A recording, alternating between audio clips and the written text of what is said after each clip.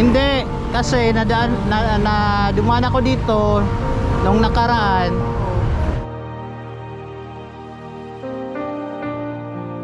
Mga kalingap, ito dapat suportahan natin ng mga charity vlogger sa Pilipinas, iba't ibang lugar, iba't ibang probinsya.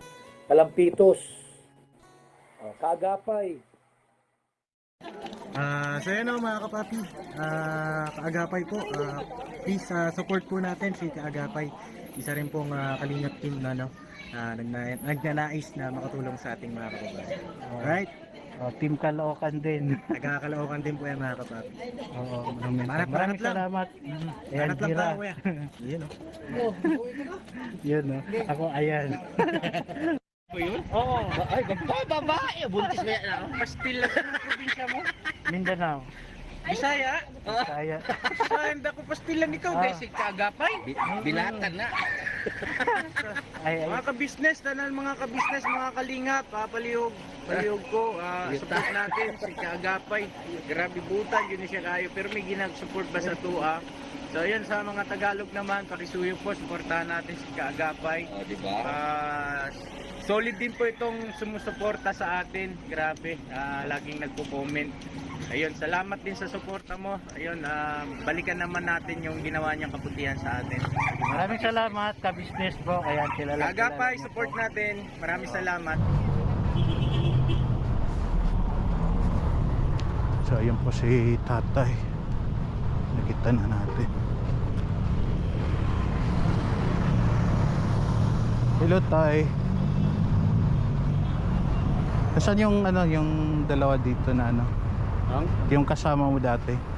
Ayun pala oh. Nay, magandang hapon. Nakikita mo ba ako? Kita nakikita, madilim ang tingin ko. Bakit? Wala, may ano na yung karata. Dito ka natutulog. Paano ka nakakakain? Pag may pera na, bibili na lang. Isa naman. Pero may nalulutuan ka dito. May nalulutuan ka dito. Bawal dyan makukugay. May saling bagayan. Kaya bawal. Paano kayo nakakaluto kuya? Paano kayo nakakaluto? Siya, yan sila sa Buena. May bahay sila sa Buena. Bigyan sana kita ng bigas. Pag may bigas ako, inuwi ko sa anak ko, sa puno. Ha? Pag may bigas ako, inuwi ko sa anak ko, sa puno. Ito ibibigay ko to sa'yo. Oh. Eh, pagkain nila yan, ibigay mo pa. Hindi, kasi dumaan ako dito nung nakaraan. Oh. Sabi ko, bibigyan ko to ng kahit konting tulong. Ang problema, wala ka palang mapaglutuan. Bawal dyan magluto sa kuan. Paano yan pag gabi na kakain ka? Wala. Sa nagtitis na. Luto. Kung ibibigay ko sa'yo to, paano mo ito maluluto? Yun ang problema. Yan pala, wala pong mapaglutuan si nanay. Minsan magkano, pinapaluto ko na lang sa kanila. Dadalhin ko dati, niluto na. Ganon. Ay kagaya bukas, wala. Wala nga akong paninda. Wala kang pera. Hindi naman ako makapagpunta ng palengke dahil walang pera. Sinong kasama mo dito natutulog? Wala ko. Ikaw lang. Oo. Pero taga saan ka nanay?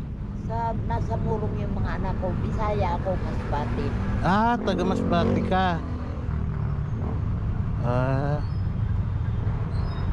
Bakit hindi ka pupunta dun sa mga anak mo nanay? Dalawa na lang yung anak ko na naiwan. Namatay na yung iba. Panganay, bunso. Sumunod sa lalaki. Namatay na rin. Lalaki ang buhay at saka yung sumunod sa panganay. Eh wala naman, gano'n lang naman ang kinikita ng anak ko. Nagabantay ng baka. Bantay ng amangitan. Ng baka. Paalaga ng baka. ano lang naman ang sweldo niya dyan to 300 lang. Anong pangalan mo, nanay? Merlina Bueta. Merlina Bueta. Buenas. Bueta. B-U-I-T-E. Bueta. Okay. Ilang taon ka na po? 77 na. 1945 ako din. Kasi nung galing ako ng Antipolo kasi may tinutulungan ako doon. Nadaan ako dito, nakita ko, nakaupo ka dito. Kaya sabi ko, balikan ko yun kasi kawawa yung lola. So yun nga, wala ka palang kasama dito or mapaglutuan. Pero ibigay ko pa rin to sa'yo. Yan nga rin ang problema. Sabi na, wala kami binta, wala silang binta. May pagkulay ang dito. Ayan, hindi ko naman na maitinda, mapangit na. Ay, sabi na.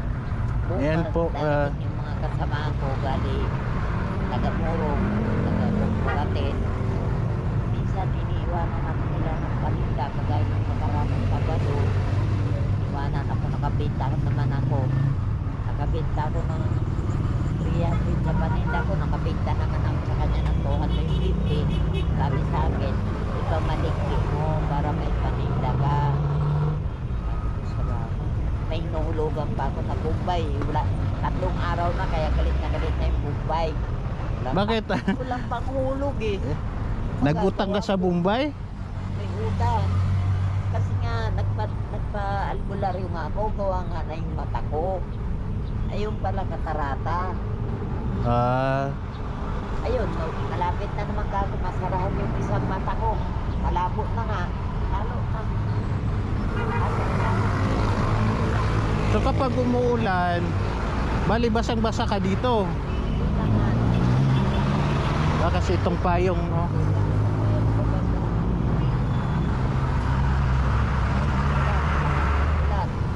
So paano mo kaya ito ano? Ito ibibigay ko sa iyo pang ano, pwede ka naman magkape dito, no? Kasi nakaligat ng tubig na mainit. Oh, ito pwede to, may asukal diyan. Ay, asukal. Oo, asukal pala. Kamay. Ayan.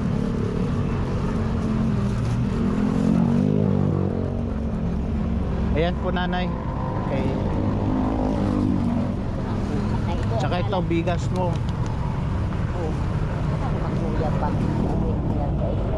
Hindi. Sinadya ko talaga tong bilhin para sa'yo, nay. Oo, talaga. Oo, kasi yun nga, dumaan ako dito. Kaso, nakasakay ako.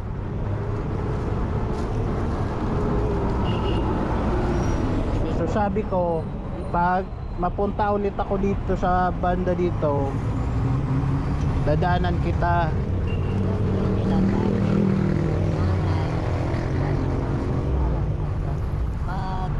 Ano pa na lang, mag-tiis-tiis ka na lang dyan, madaanan ka ng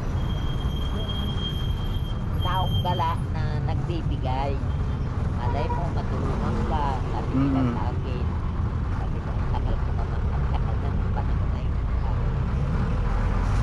So, ito po si nanay, nadaanan ko po dito na, Merly po ka lang. oo, may nakalapag siya dati na mga sayote lang. Yung nadaanan ko sayote lang din yung binibenta mo. So, ito binalikan ko si nanay kasi akala ko may kasama siya dito na natutulog.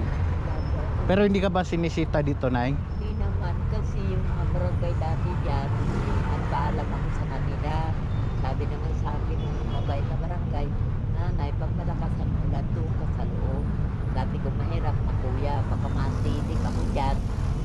Pati ikaw madadamay. Kaya wag dito na lang ako. Please, kasi hindi naman ako nababasa. Ang problema kasi dito, hindi ka makapagluto, no? Oo.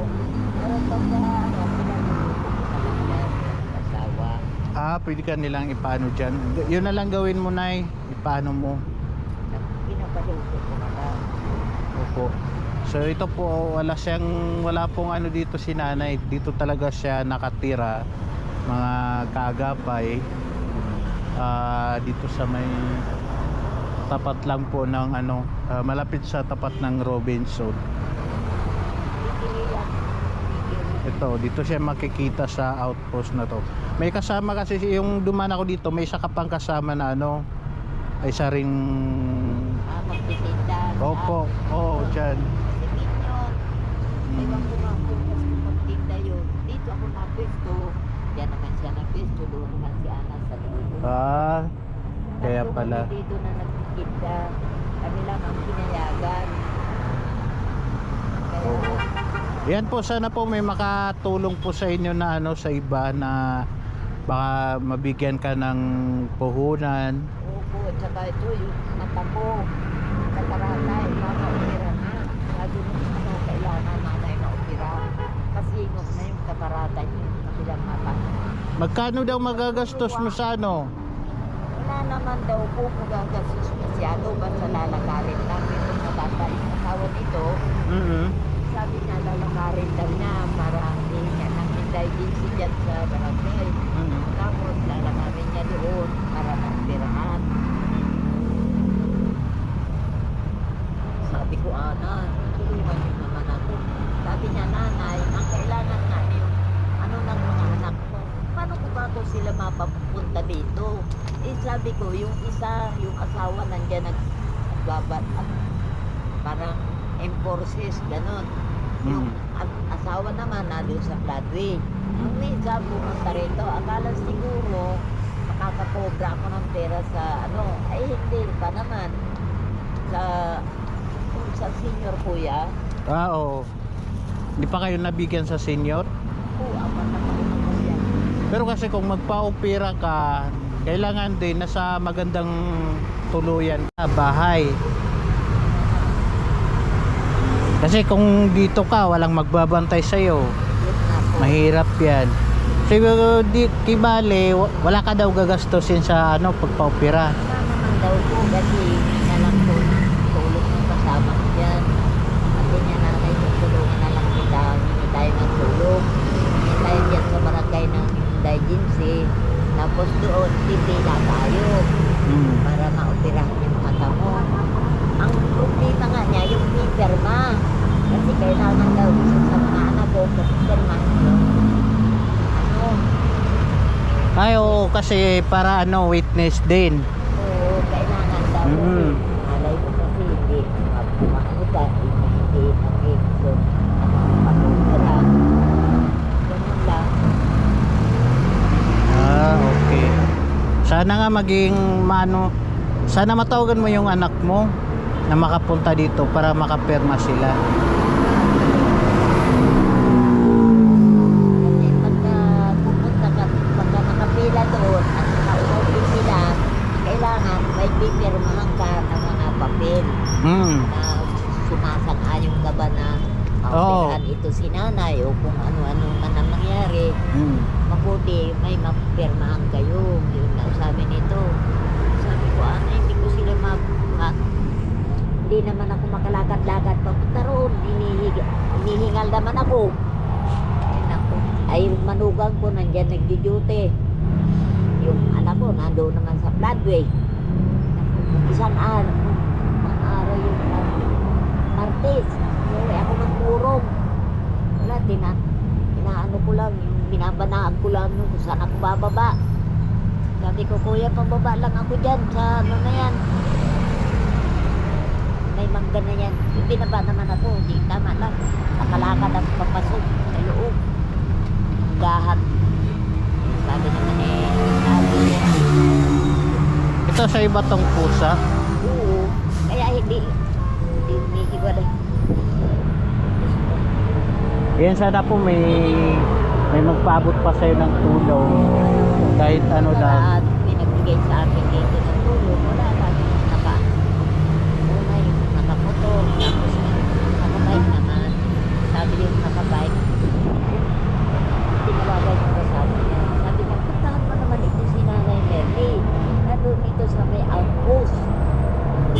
Oo, nakausap ko na yan. Yung pala. Yata ano niya. Kasi siyempre dito kung nagsiyatan niya ito, kalagayan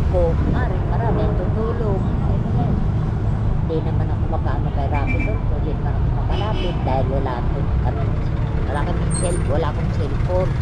Bukod pa doon kuya, hindi ako marunong pumasa ng sa cellphone. O tsaka mahirap din mag-apply sa kay Rapid Tulpo. Hindi, nung nagpatingin ako doon sa asawa ng manugang ko doon sa bakla, agad naman sumagot. Agad. Kasi nga ang nire-reklamo ko sana doon, yung apo ko na 13 anyos lang, tinangay ng lalaki. Ngayon, ayun na, nakapanganak na. 4 buwan. 4 na buwan na yung bata. Nagkita kami nung Adus, December. Kuya ko doon. Pero ganito na ang mata ko, malabo na. Sabi ko, ako, wala na akong magagawa sa inyo. Malabo na ang mata ko. Punta doon, sabi ko, paano? Huwag mo po, hindi ko kay tito mo. Kasi, parang, palagi ka na lang nila pagalitan. Kaya, punta na ako dito. Doon sa Paukawan. Wala ang paglasay ko ng 150. Ay, wala rin ka pa kong pera. May bigay dito sa amin na nakaglobri na gano'n. Hindi ko naman alam na yung pera yun. Bangko. May pera pala ka ako yung isang tato. Idagdag ko ng pamasahe. Kasi may bigat-bigat na. Yung bata, dala-dala, may mineral, may bangko. Diyos ko, sabi ko, mag-tricycle na lang kayo. Magkano ba ako ang atin doon? 350 lang. Ay, tawarin mo na ako 50. Ihatid lang kayo mag-ina. Yan sa nanay may makatulong sa iyo or mapunta dito yung anak mo para mapirahan ka na. Kaya nga po. Oo. Hirap na ako. So yun po. Naguluha ito. Kasi yan isa, naguluha. Kaya ako namin. Kaya damping ko lang na mga ganon. Kasi tulo ang luha. Tulo ang uho. Baka ako nangyari sa akin. Kaya ako nagpa sa albularyo. Sabi niya, malupa na ang katarata nyo. Kaya nagaganyan. Marami pa akong sakit sa katawan niyo, upa. Oo, sabi ko. Ayun, binigyan naman ako ng gamot. Awa ng Diyos, nawala naman yung mga sakit sa katawan ko. Ito lang problema ko, yung mata ko naman.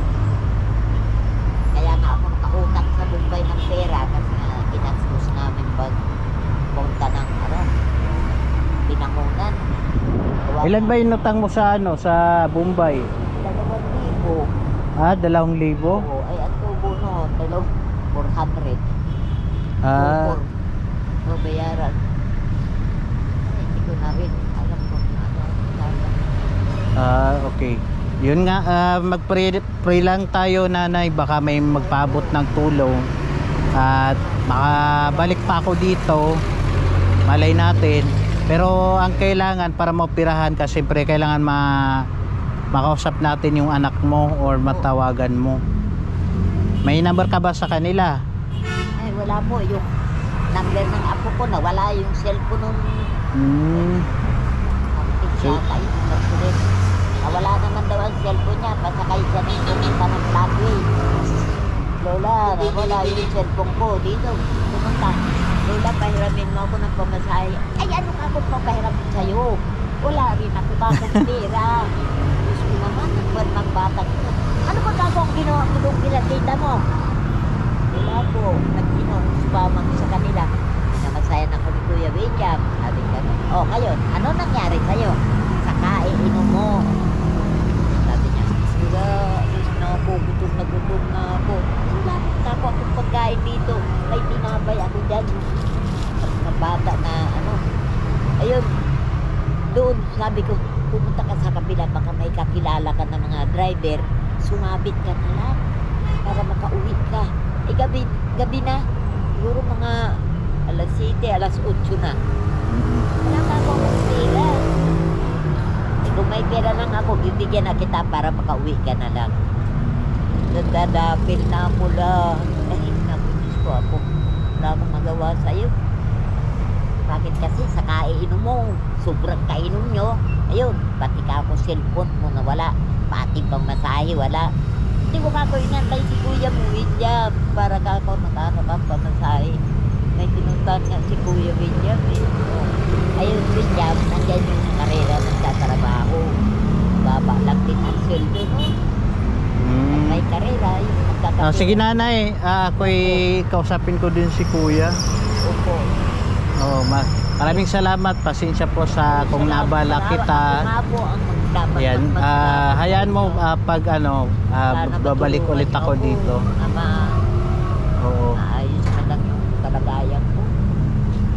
Ikaw ba, hindi mo ba gustong umuwi na lang ng Morong? Ay, kasi naman, sabi nila sa akin, ay, kailangan magpahinga. Kasi kung may mas maganda doon ka na lang sa bahay niyo kung may bahay kayo doon sa Morong. Wala akong bahay, nakikitira lang. Ano lang siya, patao, pero may bahay. Okay. Eh ngayon, sabi nila sa akin, nanay, magpipinat ka. Sabi Oo. ko, abay, marami ang bawal na pagkain doon, bawal na lalangsa, bawal na, sabi ko, wala ka. O ganun talaga. Talagang magsakay doon sa anak ko, pag naoperahan ito. Kasi hindi naman ako pwede dito nagsada ng ganito. Mali ka po. O sige nanay. Ano pa?